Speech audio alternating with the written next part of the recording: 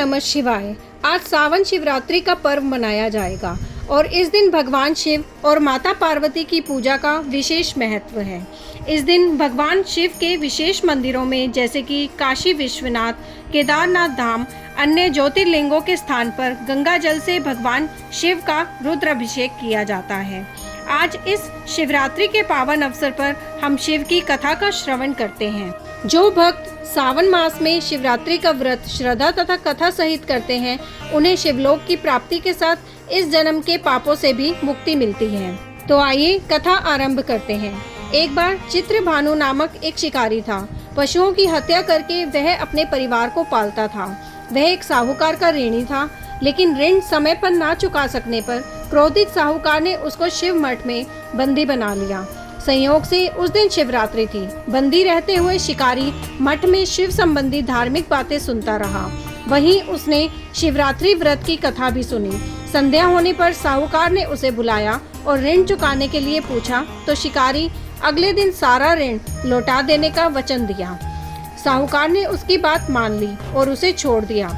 शिकारी जंगल में शिकार के लिए निकला, लेकिन दिन भर बंदी गृह में रहने के कारण भूख प्यास से व्याकुल था। सूर्यास्त होने पर वह एक जलाशय के समीप गया और वहां एक घाट के किनारे एक पेड़ पर थोड़ा सा जल पीने के लिए लेकर चढ़ गया, क्योंकि उसे पूरी उम्मीद थी कि कोई न कोई जानवर अपनी प्यास बुझाने के लिए यहाँ जरूर आएगा। वह पेड़ बेलपत्र का था और उसी पेड़ के नीचे शिवलिंग भी था, जो सूखे बेलपत्रों से ढके होने के कारण दिखाई नहीं दे रहा था। शिकारी को उसका पता न चला। भूख और प्यास से थका वो उसी मचान पर बैठ गया। मचान बनाते समय उसने जो टहनियां तोड़ी वे संयोग से शिवलिंग पर गिरी। इस प्रकार दिन भर भूखे प्यासे शिकारी का व्रत भी हो गया और शिवलिंग पर बेलपत्र भी चढ़ गए। एक पहर रात्रि बीत जाने पर एक गर्भ धारण की हुई हिरनी तालाब पर पानी पीने पहुंची। शिकारी ने धनुष पर तीर चढ़ाकर ज्यों ही प्रत्यंचा खींची, उसके हाथ के धक्के से कुछ पत्ते एवं जल की कुछ बूंदें नीचे बने शिवलिंग पर गिरी और अनजाने में ही शिकारी की पहले पहर की पूजा हो गई।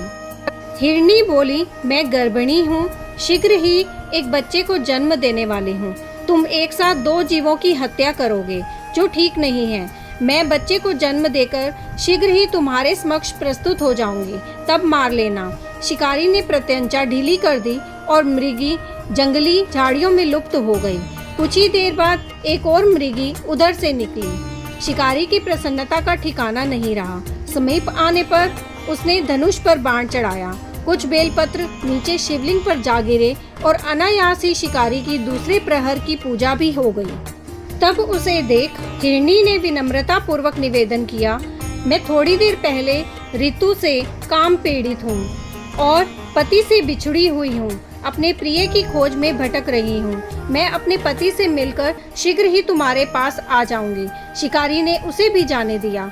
2 बार शिकार को खोकर वह चिंता में पड़ गया। रात्रि का आखिरी पहर बीत रहा था। तभी एक अन्य हिरनी अपने बच्चों के साथ उधर से निकली। शिकारी धनुष पर तीर चढ़ाकर छोड़ने ही वाला था कि हिरनी बोली, मैं इन बच्चों को इनके पिता के हवाले कर लौट आऊंगी। इस समय मुझे मत मारो। शिकारी हंसा और बोला, सामने आए शिकार को कैसे छोड़ दूं? मैं ऐसा मूर्ख नहीं। इससे पहले मैं 2 बार अपना शिकार खो चुका हूँ।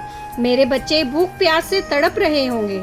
उत्तर में हिरनी ने कहा, जैसे तुम्हें अपने बच्चों की ममता सता रही है, ठीक वैसे ही मुझे भी इनकी फिक्र है। इसलिए सिर्फ बच्चों के नाम पर मैं थोड़ी देर के लिए जीवन दान मांग रही हूँ। मेरा विश्वास करो, मैं इन्हें इनके पिता के पास छोड़कर तुरंत लौटने की प्रतिज्ञा करती हूँ। हिरनी का दीन स्वर सुनकर शिकारी को उस पर दया आ गई और उसने उस हिरनी को भी जाने दिया। शिकार के अभाव में बेल वृक्ष पर बैठा शिकारी बेलपत्र तोड़ तोड़ कर नीचे फेंकता जा रहा था। उसकी तीसरी प्रहर की पूजा भी स्वतः ही संपन्न हो गई। पानी पीने की प्यास हुई तो एक हृष्ट-पुष्ट हिरण उसी रास्ते पर आया। शिकारी ने सोच लिया कि इसका शिकार वह अवश्य करेगा। शिकारी की तनी धनुष की डोर को देखकर मृग विनीत स्वर में बोला, भाई, यदि तुमने मुझसे पूर्व आने वाली 3 हिरनियों तथा छोटे छोटे बच्चों को मार डाला है, तो मुझे भी मारने में देर ना करो, ताकि मुझे उनके वियोग में एक क्षण भी दुख न सहना पड़े। मैं उन मृगियों का पति हूँ। यदि तुमने उन्हें जीवन दान दिया है तो मुझे भी कुछ क्षण का जीवन देने की कृपा करो।